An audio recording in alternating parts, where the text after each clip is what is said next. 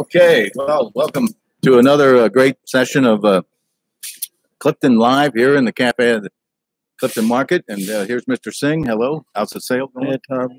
Everything is going well.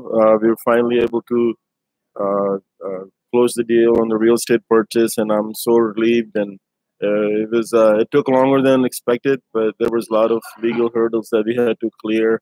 But we're here, and now we can just focus on the store. And I want to thank everybody in the community that supported us throughout the process. And now we're just excited for bigger and better things to come.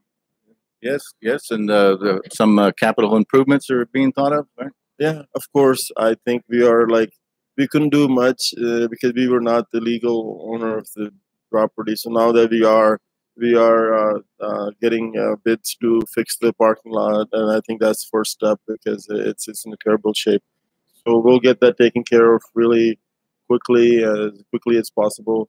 And then inside the store, we will make some improvements. Add a few more, like I said, I always said that we want to add some more international groceries, and we got to reset a few things to make the store look even better. That was a great story Channel 9 did for you. Yeah, I was thankful that he did a good job. Yeah, you mentioned you wanted to be a little jungle gyms.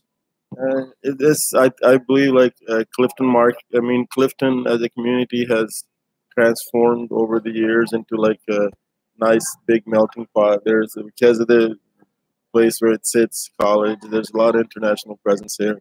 So why not, provide something and be special and be unique and something that the community, they're proud of, and we become an example where people from other areas come and visit us just to see how we set up things here.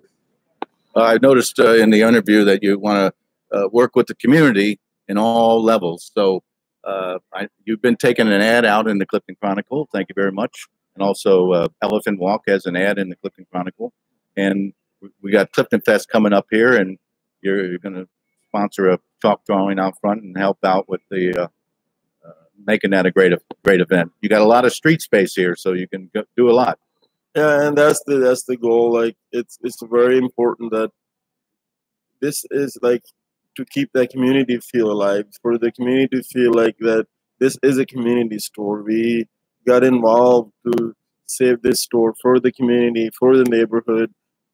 So now is to keep them part of it is because it's not a co-op, it's privately owned, but keeping that community touch, the community feel, being part of the community, promoting things that matter to Clifton, making Clifton a better, beautiful, place to live and thrive. And we want to be part of that. We want to, and we want people to be, the community to see by shopping here, that's what they're supporting. It's just not, yeah, we want to give them all the convenience and everything they ask for, but it's supporting the community, making our community better.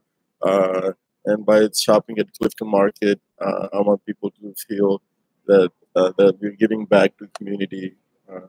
Well, we're going to start that right away with the Clifton Fest. We've got so much street space. We'll see if we can get chalk drawings, pretty dramatic ones. We want something to really show our presence. It's a great opportunity to welcome the transfer of the building and the assets too. Yeah, of course. Well, you just let me know what you need from me, and then we'll be part of it. Well, yeah, maybe we'll even have a little grill out front. Do we have anything like that in the basement? We have to make that happen. We work with the guy that in the past has, I think, let us use his grill, and we all had to give him a call, make sure he's not tied up with some festival. But if we have to, we can always get another grill and do that. And now talk to Jeff, our manager here, see if we can devote some employees out there to do a little cookout. Yeah. Well, we'll be thinking on that. Clifton Fest is October 4th and 5th. It'll be here before you know it.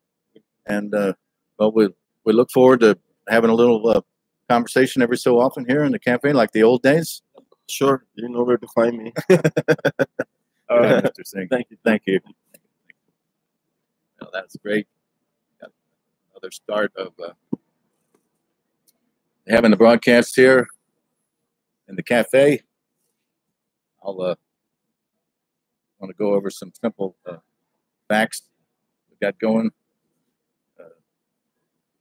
Got the new city beads out, and got the in the Clifton Plaza. We have the literature boxes, and I'm going to go up there and switch them out today. They had the fall issue of the Chronicle in there, all the pages, 12 pages printed, and I'll be putting in the online Chronicle. So check that out, and always try to finish up your reading of the Chronicle by going online and reading the extended stories. We really have a great story in the printed issue this time of Geoff. He's a local historian. He's working on the history of the carriage houses. In the old days, all the mansions here were serviced by horse-drawn buggies. And then later, the omnibus came, which was, I guess it could hold about 18 people. And it was on steel wheels, on tracks on the ground, and it allowed horses to carry people up the street from Vine Street and Clifton Avenue to get them up here into the suburbs.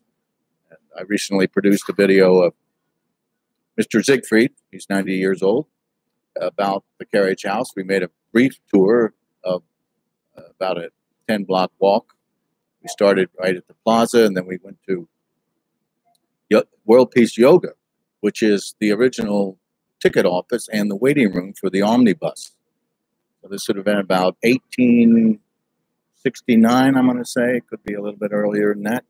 And the Dajib's Grocery, right next to it, is the livery where the horses were kept. So that was one stop on a tour. Then we walked up the street and went to the Boss Cox's house, and then walked down Brookline to Glenmary, where we found an old artifact of the landscaping that was done in the 1860s by a Belgian arborist, Sept.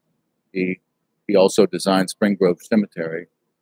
And Clifton was a labyrinth of pathways created by Sept to allow the owners, when they rode in their buggies, to have beautiful vistas. And he arranged the tracks for the best advantage aesthetically. And even though many of that's been replaced with the roads, you can see this same labyrinth of meandering in Spring Grove Cemetery. So just driving through the twists and turns of Spring Grove Cemetery, you can get a feel of what it was like in Clifton back in the 1860s. So that's about all I have right now. I'm going to say goodbye, and we'll be back soon with another broadcast, and hopefully I can get some special guests to come in. I'm going to go right now and water the plants. We got to make up a new slogan for the window treatment here.